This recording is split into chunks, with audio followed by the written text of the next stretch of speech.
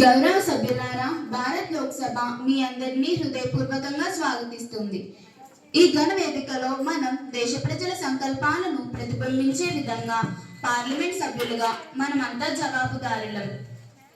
ప్రజల ఆశయాలు, అభిమానాలను గౌరవిస్తూ మర్యాదపూర్వక చర్చలతోనే దేశాభివృద్ధిని ముందుకు తీసుకువెళ్లే విధంగా మనమందరం కలిసి పనిచేద్దాం.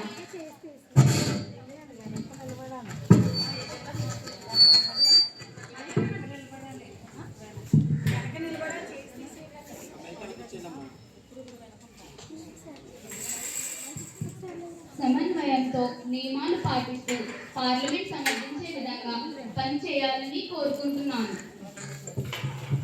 ఈ సభ ప్రజాస్వామ్య విలువల పరిరక్షణకు, దేశ అభివృద్ధికి దారి తీస్తుందని నాకు నమ్మకం. పార్లమెంట్ గౌరవం కాపాడటం మనందరి కర్తవ్యం. ఇక్కడ ప్రతి మాట ప్రజల అభిప్రాయాలను ప్రతిబింబిస్తుంది మరియు ప్రజాస్వామ్య ప్రతీకగా నిలుస్తుంది.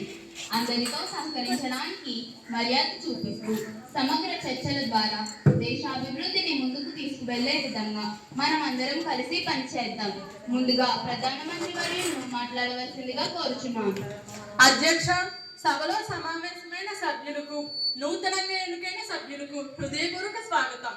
ఈ రోజు శీతాకాల సమావేశాలు ప్రారంభమవుతున్నాయి.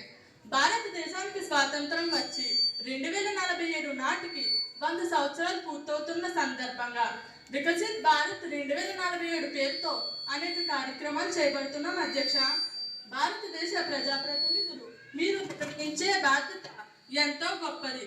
మన పురోగతిని పరిగణిస్తూ మన భవిష్యత్తుకు మనం కలిసికట్టుగా ప్రయత్నించాలనే సంకల్పంతో ముందుకు సాగుదాం. ఇంతకు ముందు దేశం ఎదుర్కొన్న సమస్యలలో ముఖ్యంగా కరోనా మహమ్మారిని మన దృఢ సంకల్పంతో ఎదుర్కొన్నాం. అధ్యక్ష, ఇప్పుడు మన ముందున్న పెద్ద సమస్య ఉగ్రవాదం. ఇటీవల జరిగిన ఆపరేషన్ సింధూర్లో భారత సైన్యం తన సత్తాని ప్రపంచానికి చూపింది. అధ్యక్ష, దేశ భద్రతకు ఆపరేషన్ సింధూర్ వంటి సాహసాలు మన దేశ సంక్షేమాన్ని పునాదిగా నిలవాలి. అధ్యక్ష, మన ఆడబిడ్డల సింధూరాన్ని తుడిచిన ఉగ్రవాద మూకులకు ఆపరేషన్ సింధూర్ ద్వారా ధీటైన సమాధానం ఇచ్చాము. అధ్యక్ష, ఈ ఆపరేషన్ లో భాగమైన మన ఆడబిడ్డలు wing commander Sofia Qureshi, colonel Vyomika సింగ్లకు ఈ సభ ద్వారా ప్రత్యేక అభినందనలు.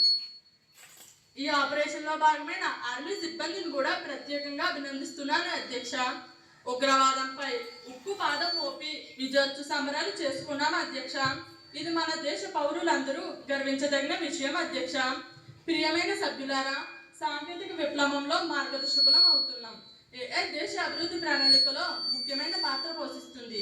ఏఐ ద్వారా మన సమస్యలు సమగ్ర పరిష్కారాలు, నూతన ఆవిష్కరణలు సాధ్యమవుతున్నాయి. అధ్యక్ష, ప్రత్యేకంగా ఈ టెక్నాలజీ యువతకు వృత్తి అవకాశాలతో కూడిన గొప్ప అవకాశం ఇస్తుంది. అధ్యక్ష, భారత్ డిజిటల్ ఇండియాకు హృదయంగా మారుతుంది. అధ్యక్ష, ఏఐ సమర్థవంతంగా న్యాయసహితంగా ఉపయోగించే ప్రపంచంలో టెక్నాలజీలో భారత్కి పోటీ ఏ దేశము లేదని నిరూపించుకుంటాం.